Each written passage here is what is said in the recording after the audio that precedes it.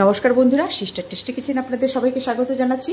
আজকে টেস্টি কিচেনের একটা শীতের সবজি বাঁধাকপি নতুন একটা রেসিপি আপনাদের সঙ্গে শেয়ার করছি। প্রথম থেকে শেষ পর্যন্ত দেখুন বন্ধুরা যে বাঁধাকপিটা আমি কিভাবে বানাচ্ছি।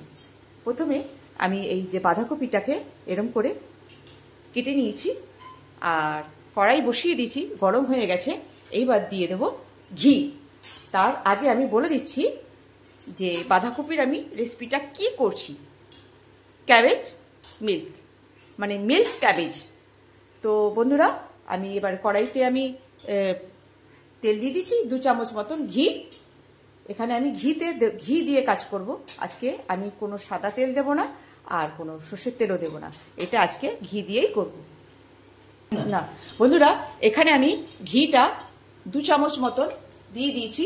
এইবারে দিয়ে দেবো, ঘিটা গরম হয়ে গেলেই দিয়ে দেবো এই কুচনো বাঁধাকপিটা, যেটা আমি এতে ভাজবো।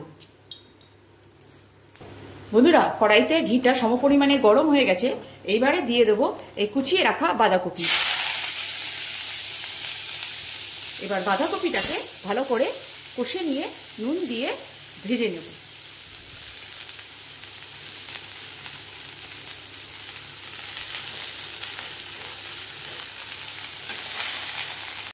বন্ধুরা, বাঁধাকপিটাকে একটু নরম করার জন্য দিয়ে দিচ্ছি একটু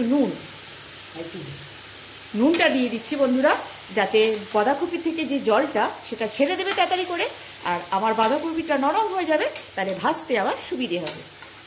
বন্ধুরা, এই যে আমার বাঁধাকপিটা প্রায় কষানো হয়ে গেছে, এবার এটাকে নামিয়ে নেব।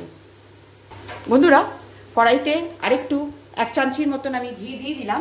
এবারে ফোড়ন দেব।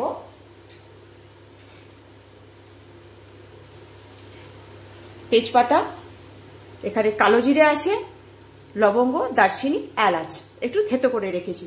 এবারে এটাকে আমি ফোড়নে দেব। বন্ধুরা, এবারে দিয়ে দিচ্ছি ফোড়ন। এবার দিয়ে দিচ্ছি বন্ধুরা, এবারে দিয়ে দেবো এই কালো জিরে, দারচিনি, এলাচ, লবঙ্গ।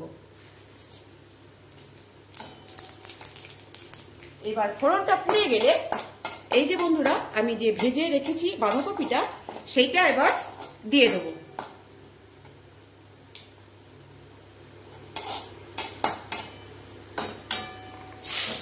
এবার এই ফোড়নের সঙ্গে বাঁধাকপিটাকে আবার সুন্দর করে কষিয়ে নেব। বন্ধুরা, এবারে এইখানে আমি কড়াইশুঁটি আর একটা আলু একটুখানি এই যে ডুমো ডুমো করে কেটে রেখেছি, আর কড়াইশুঁটিটাকে আমি হালকা করে ভাপিয়ে রেখেছি।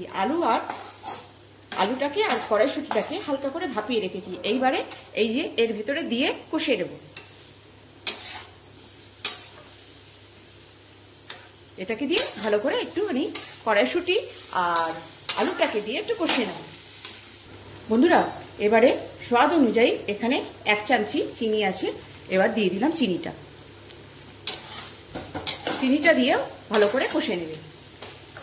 বন্ধুরা, এখানে কিন্তু কোনো হলুদ আমি ইউজ করব না, এটা সাদাই হবে। বন্ধুরা, এবারে আবার ওটা কষা হয়ে গেছে।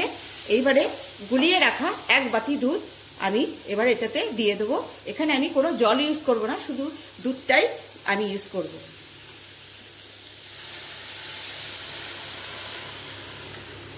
এখানে আমি কোনো জল ইউজ করব না, শুধু দুধটা দিয়েই ফোটাবো। বন্ধুরা, এবার একটু 2টো কাঁচা লঙ্কা দিয়ে দিলাম একটু ঝালের জন্য। এবার এটা একটুখানি ফুটবে। বন্ধুরা, যেহেতু দুধটা দেওয়া রয়েছে, সেহেতু একটু ফুলে ওঠার আছে, তারপরে একটু দুধ দেওয়া রয়েছে বলে আর এটা তলায় ধরে যাওয়ার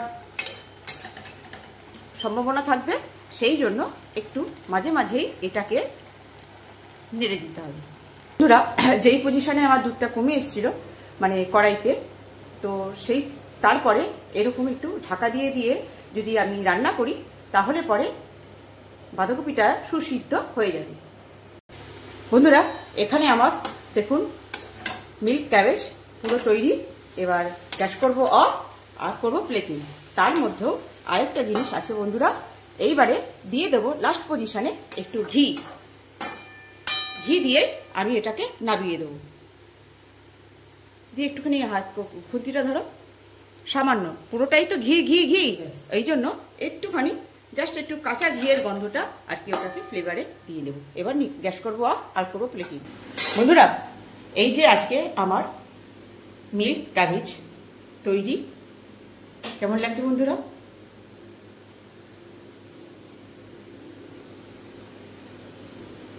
আর গন্ধ তো সুন্দর বেরিয়েছে, কেননা পুরোটাই ঘিয়ে, একটু আলাদাই একটা ফ্লেভার, যেটা শুকিয়ে দিতে পারবো না বন্ধুরা।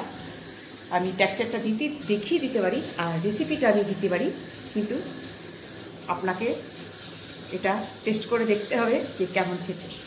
তো একদম অসাধারণ একটা সামান্য রেসিপি মিল্ক ক্যাবেজ।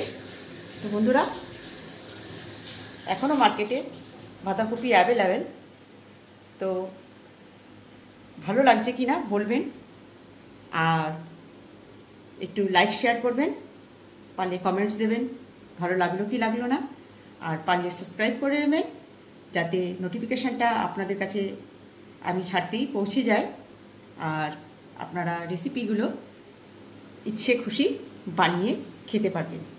তো বন্ধুরা, এই ছিল আমার আজকের মিল্ক ক্যাবেজ। কেমন লাগছে বন্ধুরা?